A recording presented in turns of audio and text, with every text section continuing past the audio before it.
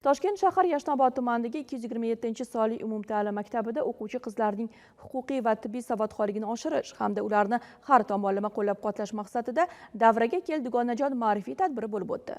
Unda mahalla mutasaddilari, shifokor va profilaktika inspektorlari 7-11 sinf qizlariga foydali maslahatlar berishdi. Faol o'quvchilar esa ta'lim, sport va ijoddagi yutuqlarni namoyish etdilar.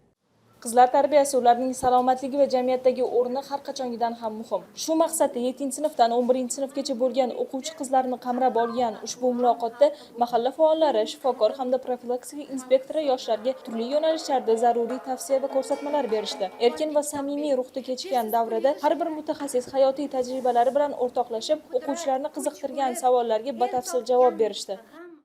Bugungi bo'lib o'tayotgan davraga kel dugonajon tadbirimizning asosiy maqsadi qizlarimizni qalbida kitobga mehr uyg'otish, ularni ma'naviy dunyosini oshirish va bo'sh vaqtlarni mazmunli tashkil etishdir. Barchamizga ma'lumki, hozirgi qizlarimizga ko'plab imkoniyatlar berilmoqda. Ularni ilmli bo'lishlari uchun barcha imkoniyatlar ochilmoqda.